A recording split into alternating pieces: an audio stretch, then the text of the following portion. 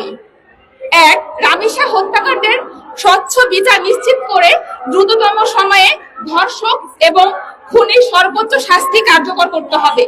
দুই, অন্যান্য সকল নারী ও শিশু সহিংসতার সুষ্ঠু বিচার নিশ্চিত করতে অবিলম্বে দৃশ্যমান পদক্ষেপ নিতে হবে। প্রতিটি মামলার অগ্রগতি নিয়মিত সংবাদপত্রের মাধ্যমে প্রকাশ করতে হবে। তিন, নারী ও শিশুর সহিংসতার মামলা সংক্রান্ত কাজে প্রশাসনের কোনো পর্যায়ের কর্মকর্তার গাফিলতি প্রমাণিত হলে তাদের বিরুদ্ধে কঠোর পদক্ষেপ নিতে হবে। নারী ও শিশু সহিংসতা প্রতিরোধে বাংলাদেশ ইসলামী ছাত্রী সংস্থার প্রস্তাব। এক, সামাজিক অবক্ষয় রোধে রাষ্ট্রীয় উদ্যোগের জরুরি ভিত্তিতে মাদকের সহজলভ্যতা নিয়ন্ত্রণ ও সমস্ত অশ্লীল সাইট বন্ধ করতে হবে।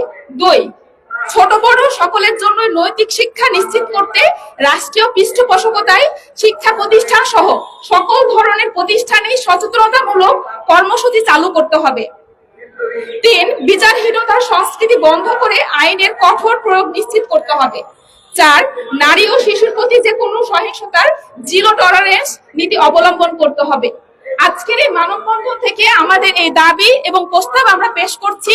আসুন আমরা একত্রে নারী এবং শিশু সহিংসতার বিরুদ্ধে আমরা প্রতিবাদ করি। আমরা আশা করি বাংলাদেশ সরকারের স্বরাষ্ট্রমন্ত্রী সহ বাংলাদেশের প্রশাসন এই দাবি এবং প্রস্তাবগুলো তাদের বিবেচনায় নেবে এবং জরুরি ভিত্তিতে দ্রুততর সময়ের মধ্যে এগুলো বাস্তবায়ন করবে। আজকের মানববন্ধনে আসার জন্য সকল সাংবাদিকদের আমার পক্ষ থেকে আন্তরিক শুভেচ্ছা জানাচ্ছি এবং মোবারকবাদ জানাচ্ছি। আসসালামু আলাইকুম ওয়া রাহমাতুল্লাহ।